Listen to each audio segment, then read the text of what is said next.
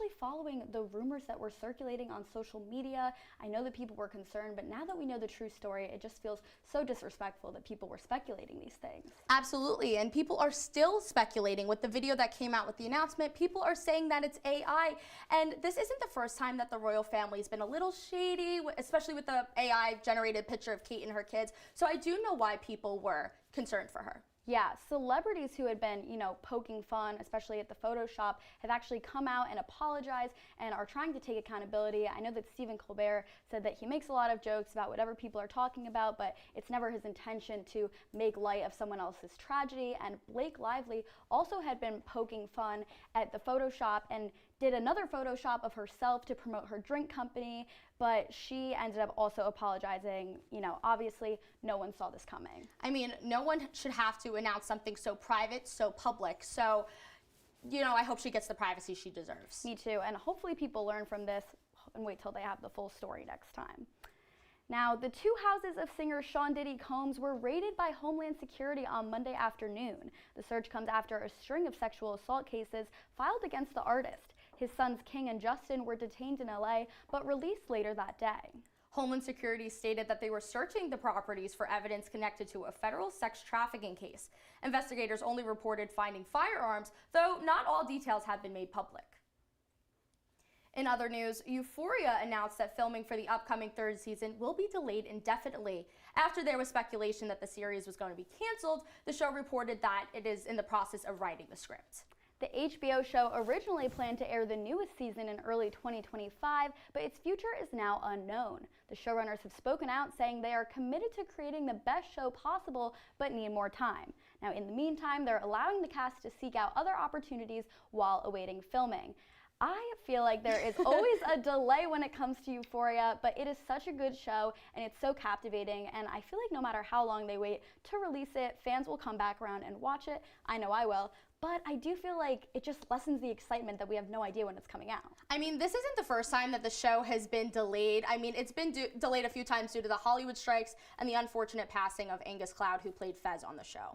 I am still so heartbroken about Angus Cloud, and I actually found myself watching a movie that he's in called Your Lucky Day this past weekend, and it just reminded me what an amazing, authentic actor he is, so we know the show will not be the same without him. Absolutely, and now all the other actors from Euphoria have made their way into the A-list side of Hollywood, so I can only imagine how hard production coordinating is for all of them. So maybe this will give them time to work on other projects. For sure. I mean, I feel like I see Jacob Elordi, Zendaya, and Sydney Sweeney everywhere I turn. But on the other hand, Nika King, who played Rue's mom in the show, says that she hasn't been able to pay rent or find another acting job. So it's just the crazy reality of shows being postponed like this. Absolutely. I really hope that we see her in other things. I mean, it's going to be a long time coming, but it definitely will be worth it when it comes by. I'm excited for when it comes out. And it's opening day in the MLB, but that's not what's at the top of the headlines. Last week, the Los Angeles Dodgers fired Japanese pitcher Shohei Ohtani's interpreter, Ippei Mizuhara. Mizuhara has been accused of stealing $4.5 million from Ohtani to pay off gambling debts. The debts were paid to an illegal bookmarking operation in Orange County, California. The interpreter claimed that Ohtani has made payments to cover his own gambling debts, but the pitcher has denied these claims. Ohtani and Mizuhara have been inseparable since the star was 18 years old. On Monday, Ohtani expressed his disbelief to the media, saying, quote, "I'm just beyond shocked." In honor of Trans Liberation Week, the LGBTQ+ Resource Center here at Syracuse is hosting a queer clothing pop-up closet, and this event will run from March 25th through tomorrow, March 29th.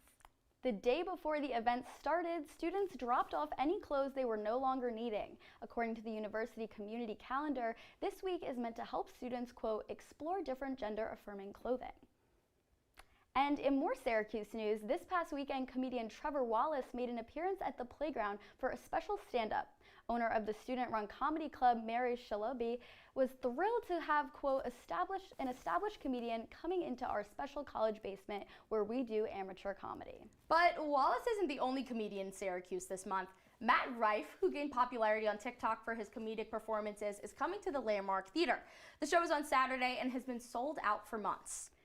Wow, so okay, a lot to unpack here. Alexa, you actually met Trevor Wallace before, right? Yes, so I actually got to work with him when he came to Syracuse last spring for University Union's stand-up comedy show.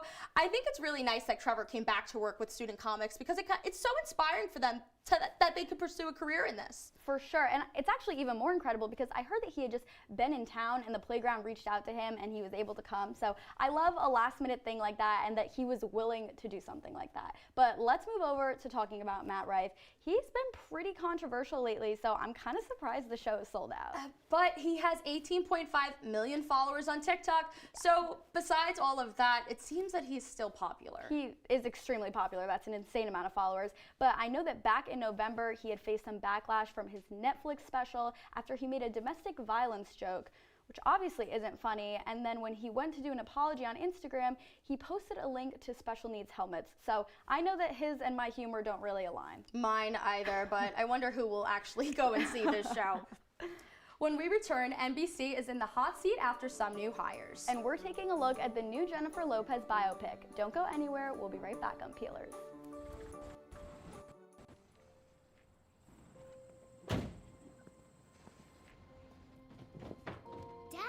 They took over my bedroom. Come on, come on.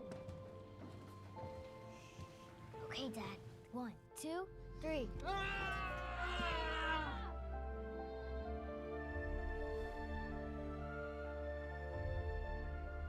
Dad!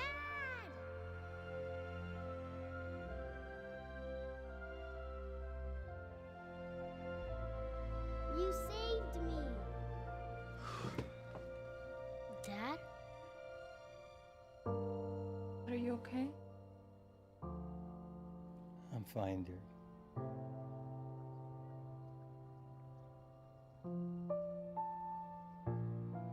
Your hero needs you now, and AARP is here to help. Find the care guides you need at aarp.org/caregiving.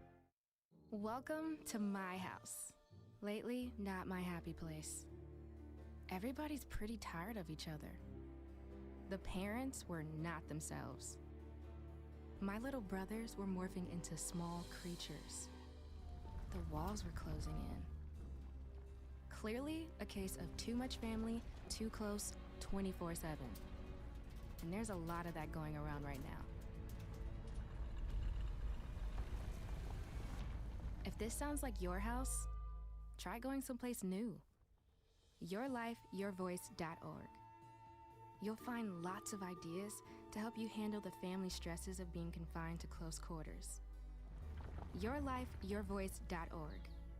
It might not get you out of the house, but it could help you find a little more breathing room.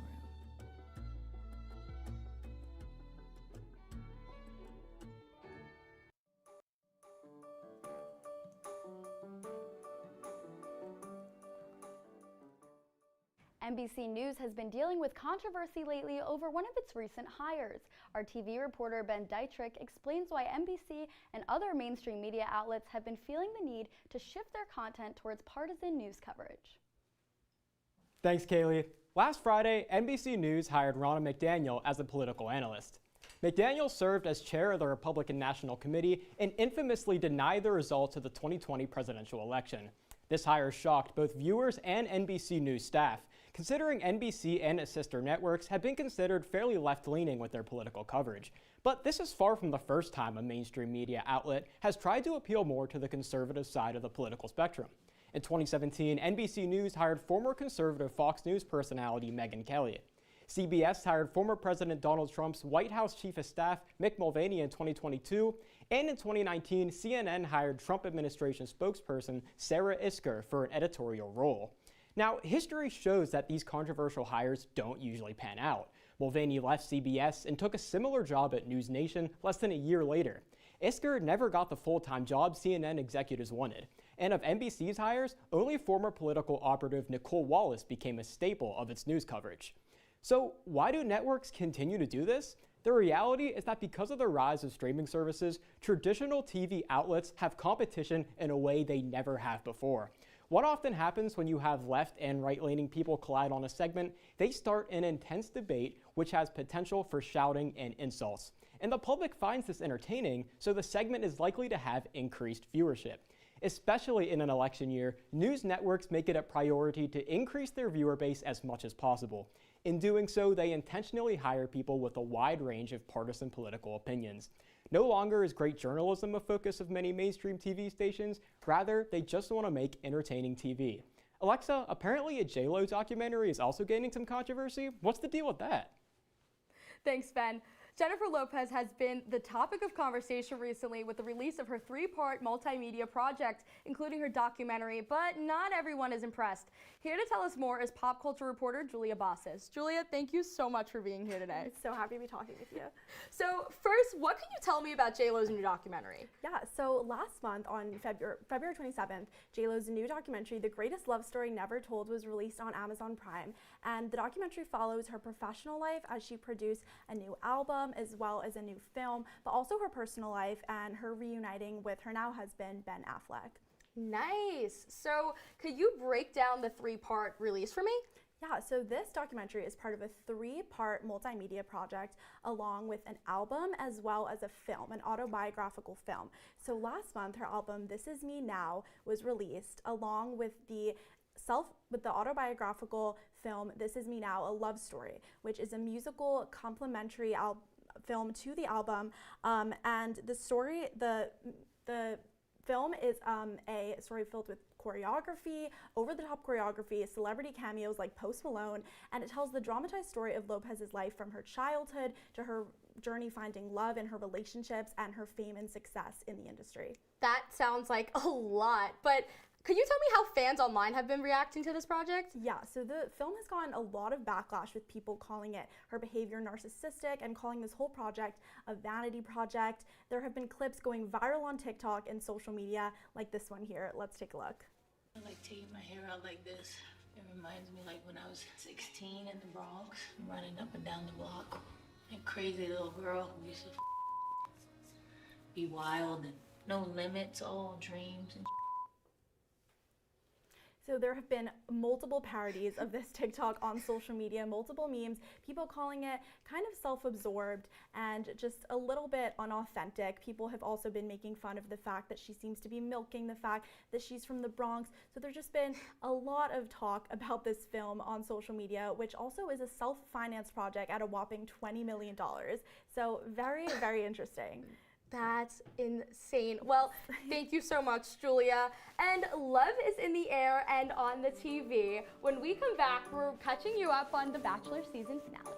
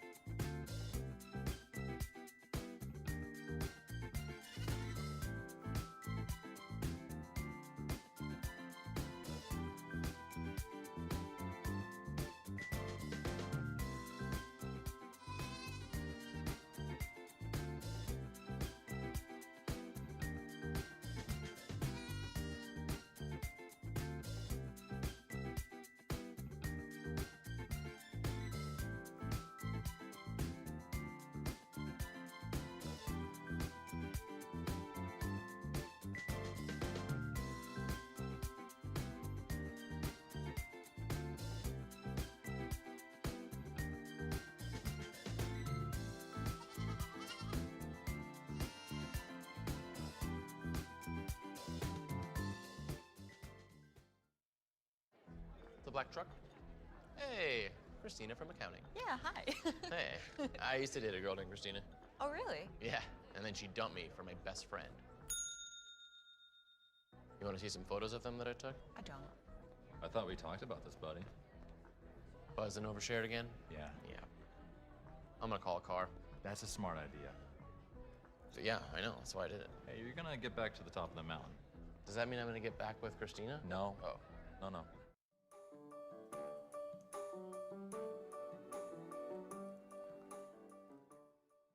This is the moment you have all been waiting for. Season 28 of The Bachelor has come to an end, and the 3-hour live finale was packed to the brim with surprises, tears, and a big announcement. Our residential Bachelor enthusiast, Isabella Galan, is here to tell us all about it. Isabella, do you accept this final rose? Alexa, I will always accept a rose from you. You know who else will always accept a rose from Joey? Kelsey. That's right, Kelsey has officially won the final rose from Joey during season 28 finale. But before we talk about the newly engaged couple, let's talk about the whole episode. During the live finale, both girls met Joey's family and it went extremely well.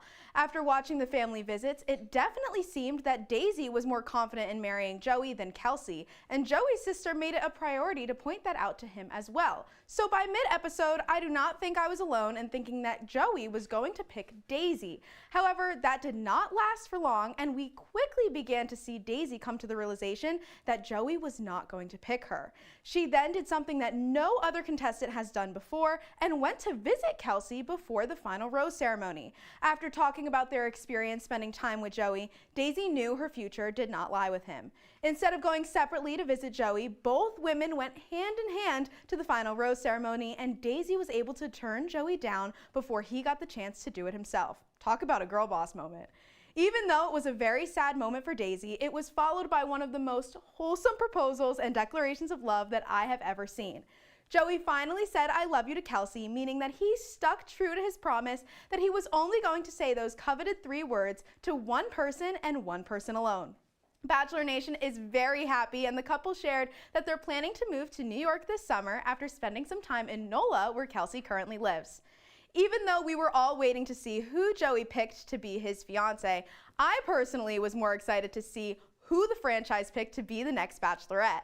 After speaking with Joey and Kelsey, it was announced that Jen is to be the next Bachelorette. Jen is also making history, being the first ever Asian American Bachelorette. Even though I was definitely Team Maria, Jen's personality is definitely going to make a great Bachelorette season. Speaking of big personalities, what's going on Broadway? Well, Broadway sensation Hadestown has made lots of exciting cast changes in the past few weeks. Here to discuss what this means for the show and take us way down Hadestown is Broadway reporter Charlene Nomini. So happy to have you here. I'm happy to be here. So, Charlene, I know you discussed Lola Tong's stunt casting on the show before, but how has she been doing? Well, Lola Tong has definitely been different from any other Eurydice we've seen before. Some people are saying that she comes off as too naive or like a damsel in distress, but many fans are saying that this is just because she's a lot younger than the other Eurydices we've had, and her voice is a lot sweeter. So many fans are saying that she's doing an excellent job for her first time on Broadway. Unfortunately, though, she did leave the show March 17th, along with her co-star Lillias White, who played Hermes. But Jordan Fisher, who played Orpheus, has extended his run through mid-September. That is awesome. Okay, so who are the new faces replacing Lola Tong and Lillias White? What's really exciting is that we have a father-daughter duo joining Hadestown, John and Issa Briones. John Briones is known for his role as the engineer in Miss Saigon on Broadway, and he is taking over for Lillias White and playing Hermes. His daughter, Issa Briones, is taking over as Eurydice. And I just wonder if their father-daughter dynamic will come through in the show somehow, but it's really unlikely given that Hermes and Eurydice don't really interact that much, especially not alone. Gotcha. Okay, so have these changes affected the show's popularity at all? It really doesn't look like it. Hadestown has had really good reviews from both critics and fans since its debut in 2019, and all of these cast changes that have happened over the years haven't really changed that much. If we go based off of gross revenue, the gross revenue has had steady whacks and wanes over the years. Right now, the revenue has actually had an uptick since this January. Interesting. Okay, well, thank you so much for all that information. And after the break, we'll break down the star-studded cast that's filming around Syracuse. Stay with us. We'll be right back.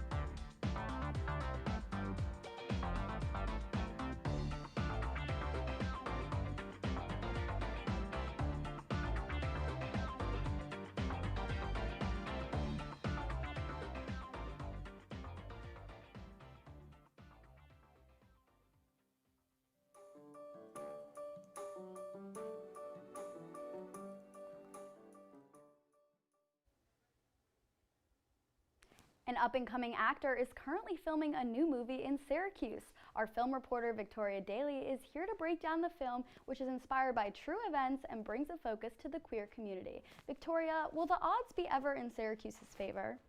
Thanks, Kaylee. I am a big Hunger Games fan, especially after watching the most recent film, The Ballad of Songbirds and Snakes. This movie generated a lot of attention for actor Tom Blythe, who played young President Snow. The 29-year-old has previously only starred in smaller roles. Some of these include Robin Hood, where Blythe had a background role as he played a feral child, and Benediction, where he played Glenn Shaw. His role in the most recent Hunger Games film was much different from these previous characters, and this role definitely helped him create a much bigger name for himself. And now Blythe is starring in the new indie film Plainclothes, which is being filmed right here in Syracuse, New York.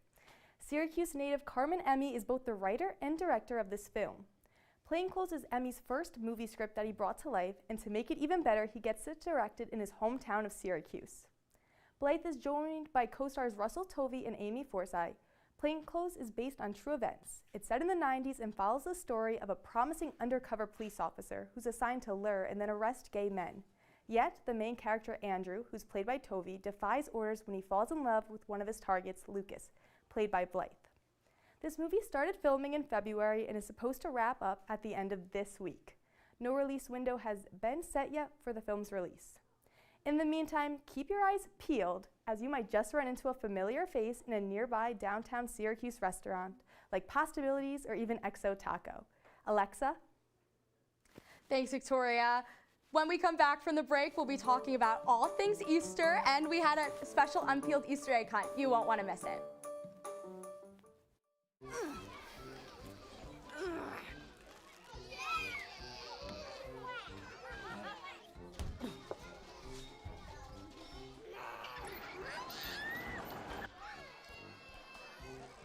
If you love them enough to crawl into a play place to get them to come down, then surely you'll check nhtsa.gov/the-right seat to make sure they're in the right car seat.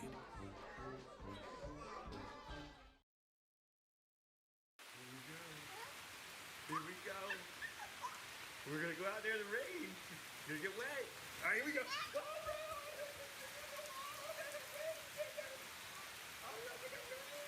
Okay, quick.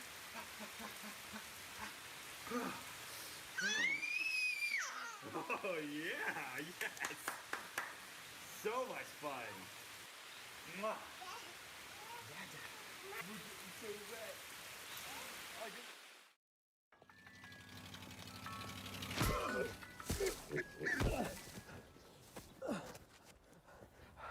So, same time next week? Well, of course.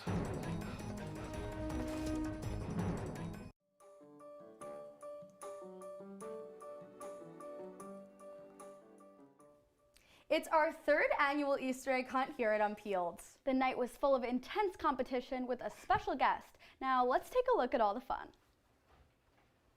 Hey guys! You'll never guess what we're doing right now outside the studio. We are here for our Easter egg hunt. Guys, we're here with our crew and we're ready to begin.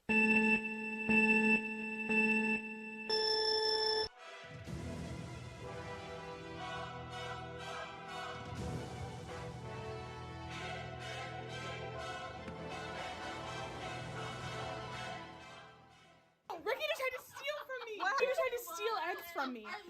I was leaving the studio where I deservingly found 2 eggs, and Ricky stole them from me, and I had to take them back. He started driving. He was like, who wants to trade? No one wants to trade Ricky. Ricky's trying to steal my eggs. He saw them in my cup and he lit on. If you ain't cheating, you ain't trying. Just to state a fact, I'm beating Ricky right now. She's trash. Ah, Ricky, 2! What? The bunny's back. Have you found any eggs? No. No, you poor thing.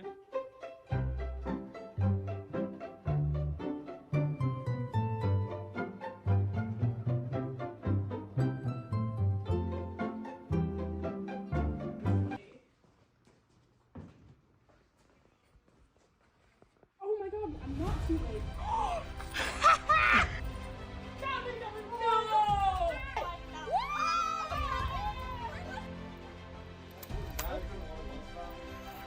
$4! $1!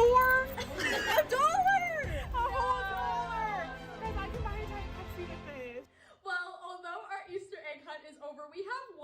question. Who's the Unpeeled bunny? Riley! Riley, are you Yeah. gonna pass out?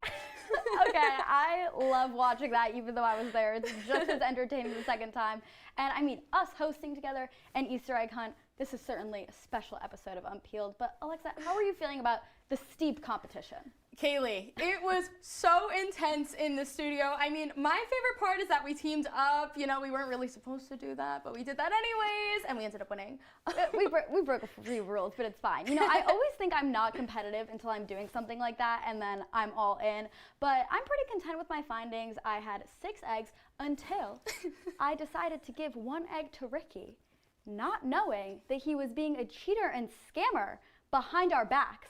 He actually came up to me and asked to trade, but the thing is, there was absolutely nothing to trade, so I don't think that's really fair. Yeah, no, I would have never given him an egg if I knew that he wasn't playing by the rules. But, you know, it's fine. Some true colors showed, but I feel like everyone learned some valuable lessons in this Easter egg hunt. Definitely, but we have to talk about Riley Underwood's performance as the Easter Bunny. I mean, come on. I feel like Riley should just quit Unpeeled and be an Easter Bunny full time. I couldn't agree more. I mean, he was really having me like hysterical laughing throughout the whole Yeah, I was also really concerned when he took off the head. I was worried that he was going to pass out. So I feel for you, Riley. Thank you for being the buddy for all of us and our 3rd annual Easter egg hunt.